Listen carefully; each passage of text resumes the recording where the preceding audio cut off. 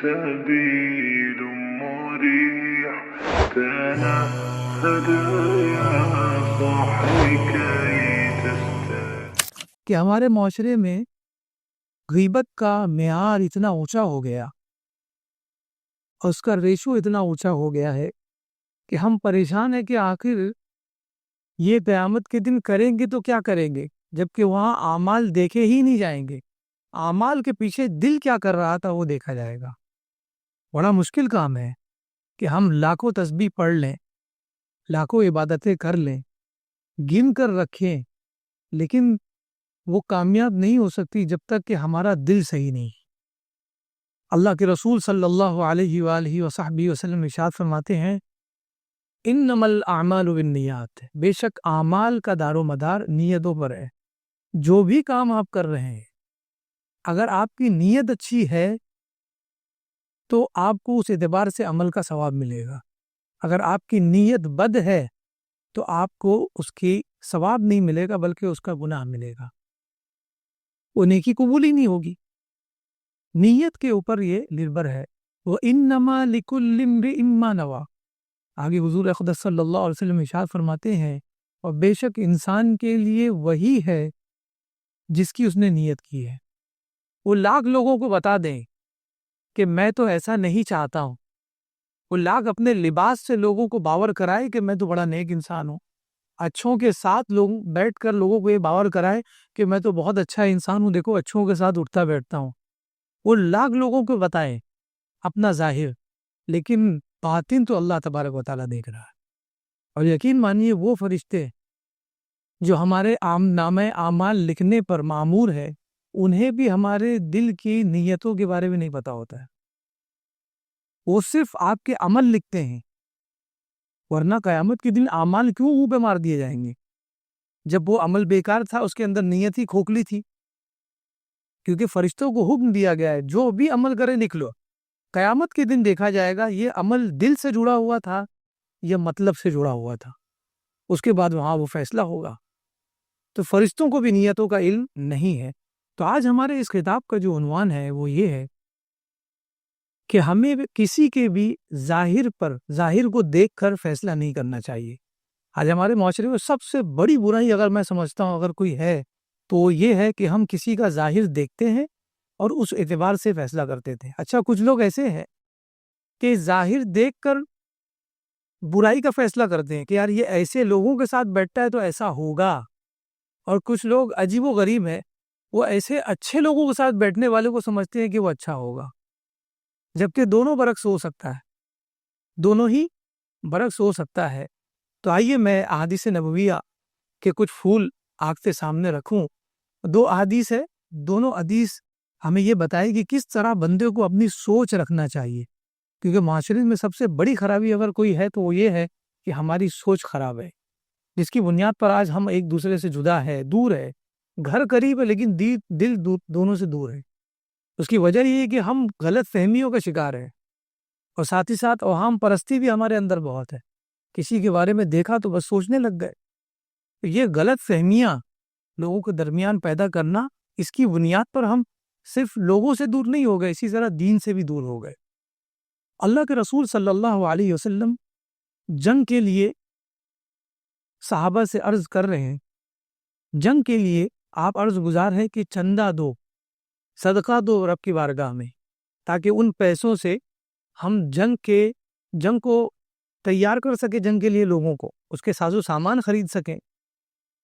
جب آپ نے یہ ارشاد فرمایا تو ایک صحابی رسول اٹھے اور انہوں نے ایک بڑا اماؤنٹ نبی پاک صلی اللہ علیہ وسلم کی بارگاہ میں رکھ دیا. جیسے ہی وہ بڑا اماؤنٹ، وہ سوچ نہیں سکتا انسان کہ اتنا اماؤنٹ انسان اگر اس کے پاس آ جائے تو وہ دے گا نہیں صدقے کے طور پر، عموماً اس طرح سے ہوتا ہے. لیکن اس صحابی رسول نے ایک بڑا اماؤنٹ لیا اور نبی پاک صلی اللہ علیہ وسلم کی بارگاہ میں رکھ دیا.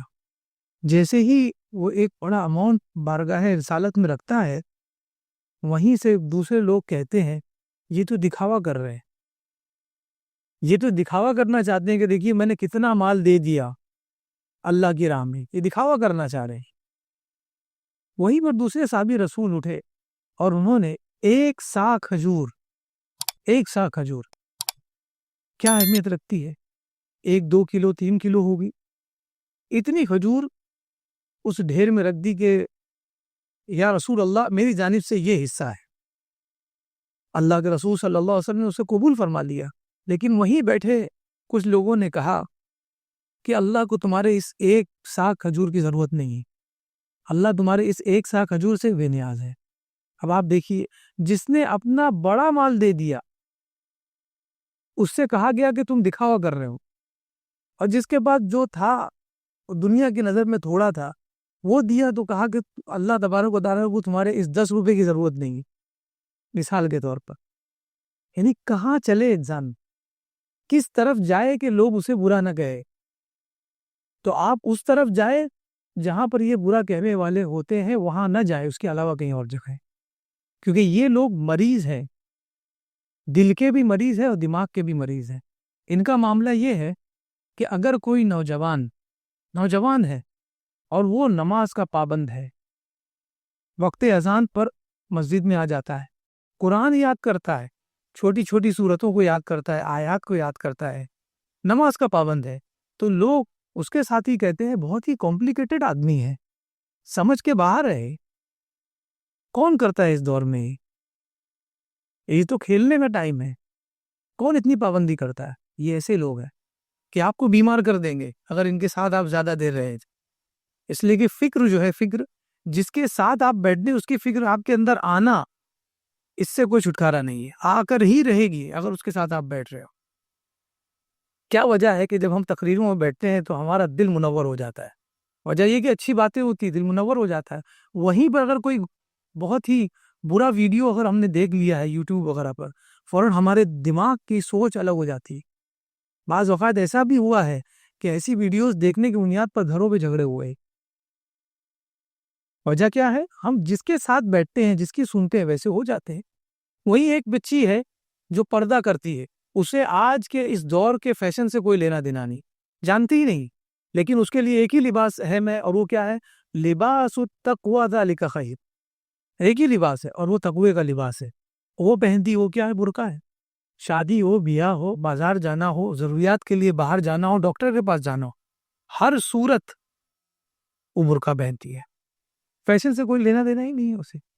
ایسی بچی کو جب دیکھتے ہیں تو لوگ کہتے ہیں یار اس نے تو اپنی خواہشات کو دبا دیا ہے، اپنی خواہشات کو مار دیا ہے، کتنی مظلومہ ہے بیچارے، اس کو مظلومہ بنا دیا۔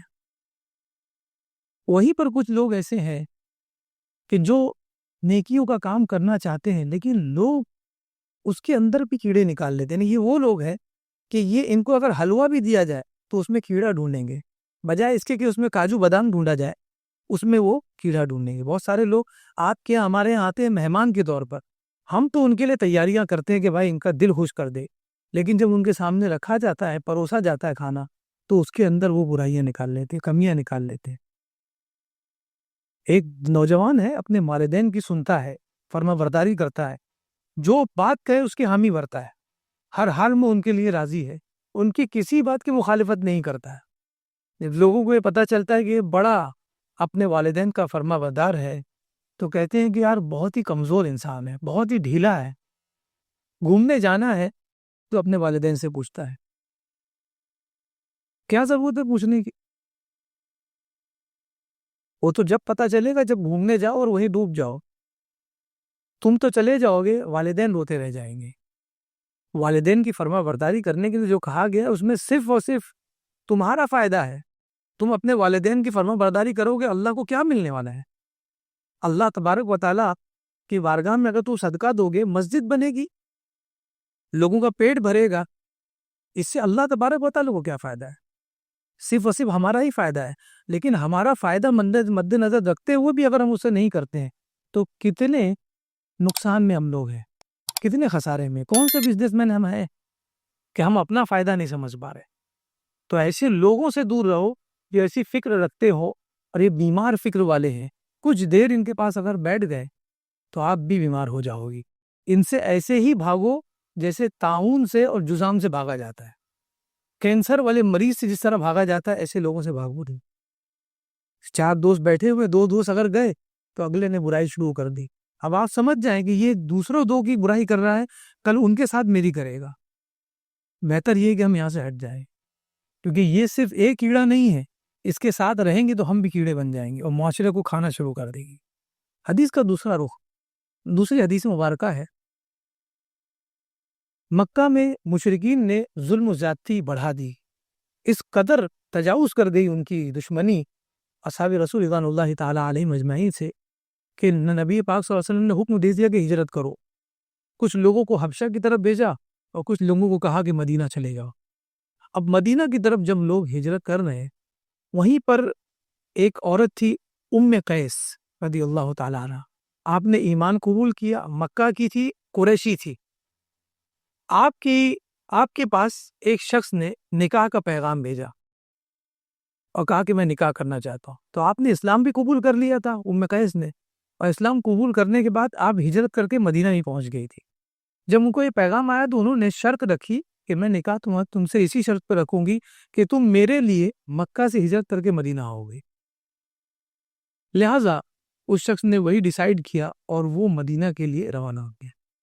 ہجرت کر کے جب وہ مدینہ پہنچا ہے تو سارے لوگوں نے، مدینہ والوں نے ایک ہی کہنے لگے مہاجر ام قیس، کہ یہ اللہ اور اس کے رسول کے لیے ہجرت کر کے نہیں آئے ہیں، بلکہ یہ اپنے ہونے والی بیوی کے لیے ہجرت کر کے یہاں آئے. لوگوں نے یہ کہنا شروع کر دیا. جب نبی پاک صلی اللہ علیہ وسلم کی عدالت میں یہ کیس پہنچا تو اللہ کے رسول صلی اللہ علیہ وسلم نے ارشاد فرمایا کہ جو انسان جس کے لیے کام کر رہا ہے اسے وہ مل کر رہے گا. جو انسان جس کے لیے کام کر رہا ہے وہ اسے ملے گا. کوئی ہجرت اگر اپنی بیوی کو حاصل کرنے کے لیے کر رہا ہے تو اسے بیوی ملے گی، ثواب نہیں ملے گا.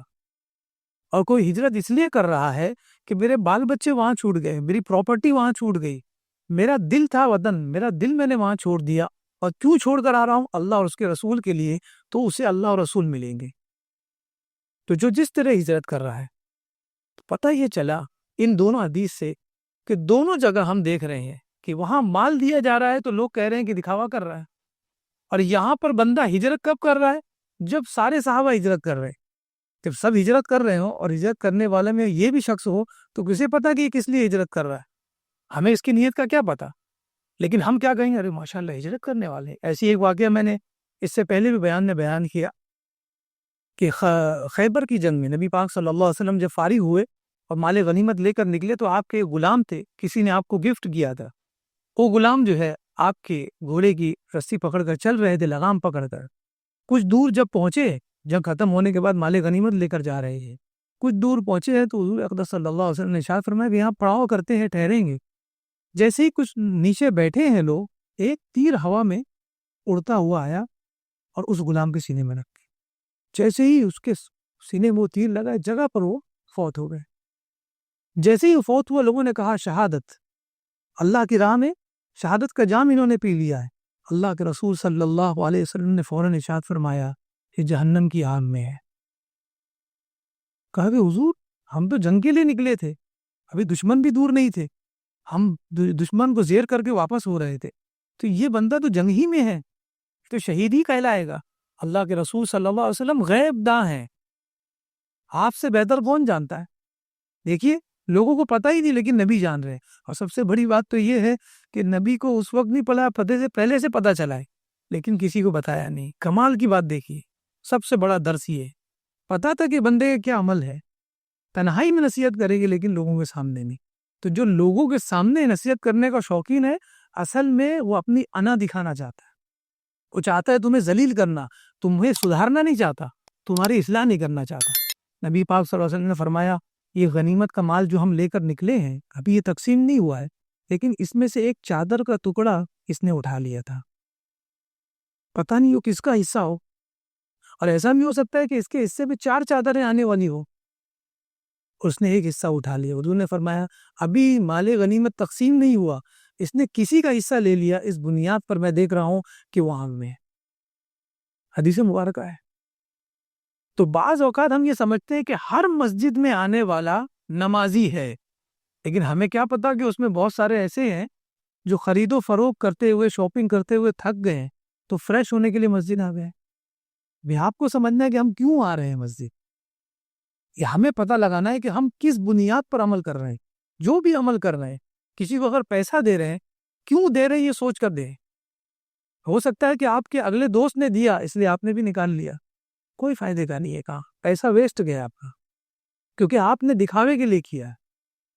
الا من اتى اللہ بقلب سلیم، وہی کی مقبولیت ہے جو قلب سلیم لے کر بارگاہ خدا بندی میں حاضر ہوگا. حضرت یوسف علیہ السلام کا واقعہ، زلیخا نے اپنی طرف ان کو مائل کیا کہ وہ میرے ساتھ بدکاری کریں. حضرت یوسف علیہ السلام بھاگتے ہوئے دروازے کی طرف گئے اور ان کے پیچھے زلیخا بھی بھاگی. بھاگنے والے دونوں تھے، یوسف بھی دروازے کی طرف بھاگ رہے تھے اور زلیخا بھی دروازے کی طرف بھاگ رہی تھی. لیکن زلیخا گناہ کی طرف بھاگ رہی تھی اور یوسف علیہ السلام گناہ سے بھاگ گئے. دونوں میں فرق ہے، دونوں میں فرق ہے. اسی طرح ہم میں سے بہت ساری عورتیں آپ دیکھتے ہیں، ہماری بہنیں اور بیٹیاں پردہ کرتی ہیں، حجاب کرتی ہیں. ان میں بہت سی ایسی ہیں جو پردہ اس لیے کرتی ہیں کہ اللہ کا حکم ہے، اور بہت سی ایسی ہے وہ پردہ اس لیے کر رہی ہیں کیونکہ منگیتر نے کہا ہے کہ مجھے با پردہ عورت چاہیے. اب فیصلہ اس کے اوپر ہے کہ وہ کس لیے پردہ کر رہی، اللہ کے لیے کر رہی ہے کہ منگیتر کے لیے کر رہی. اگر اللہ کے لیے کر رہی ہے، شادی کے بعد آنے والی مشاکل کو بھی وہ اس لیے جھیلے گی کہ اللہ کے لیے، کہ اللہ میرا راضی ہو جائے. لیکن اگر شروعات میں اس نے شوہر کے لیے کیا ہے، اس کی خوشی کے لیے، آنے والے دنوں میں ضرور ہے کہ وہ شوہر سے ہمیشہ راضی رہے گی. جس دن ناراضگی ہوگی جدائی ہو جائے. تو ہر کام اللہ کے لیے کرے، پھر اس کے بعد دیکھیے کرامت کیا ہوتی ہے، بندے کے لیے کتنی برکتیں ہوتی ہیں. ایسی بہت سارے لوگ ہیں جو عیادت کے لیے جاتے ہیں مریضوں کی، تو ان میں بہت ایسے ہیں جو عیادت اس لیے کرتے ہیں کہ اللہ کا حکم ہے، اللہ خوش ہوتا ہے. اللہ تعالیٰ بروز قیامت فرمائے گا کہ میں بیمار تھا، تم مجھے دیکھنے نہیں آئے. کہا کہ ایسے کیسے ہو سکتا؟ کہا کہ اس مریض کے پاس اگر تم جاتے تو وہاں مجھے پاتے. یہ اللہ تبارک و تعالیٰ کا فرمان ہے کہ تم مریض کی عیادت کرنے جاؤ. تو کچھ لوگ اس لیے مریض کی عیادت کرنے جاتے ہیں کیونکہ اللہ کا فرمان ہے، اور کچھ لوگ اس لیے جاتے ہیں رشتہ دار ہے، جانا تو پڑے گا، دل تو کر نہیں رہا ہے، ٹائم بھی نہیں ہے، لیکن جانا تو پڑے گا. تو جس لیے آپ جا رہے اس حساب سے آپ کو نیکی ملے گی. تو نیکیوں کا انبار لگانے سے پہلے دیکھ لے دل کا قبلہ کس طرف ہے، دل نے اپنا قبلہ کسے بنایا ہے، ہماری نیت کا قبلہ ٹھیک ہے یا نہیں ہے. جب تک کہ نیت کا قبلہ درست نہیں ہوگا، لاکھ اعمال کر لیں، دنیا میں تو پتہ نہیں چلے گا کیونکہ نامہ اعمال میں لکھ دیے جائیں گے. مرنے کے بعد بارگاہ خداوندی میں جب کھڑے ہوں گے تو پتہ نہیں کتنے اعمال ہمارے ایسے ہی اکارت جائیں گے. اس کی بنیاد یہ ہوگی کہ ہم نے کام تو کیا تھا لیکن دل سے نہیں کیا اور نیت سے نہیں کیا. تو جب تک کہ نیت شامل حال نہیں ہو تو ہمارا کوئی بھی کام اللہ کی بارگاہ میں مقبول نہیں ہے. رب تبارک و تعالیٰ کی بارگاہ میں دعا ہے کہ ہمیں ہر کام للہ کرنے کی توفیق عطا فرمائے اور اس کا اجر جزیل دنیا اور آخرت میں عطا فرمائے. وما علینا الا البلاغ المبین.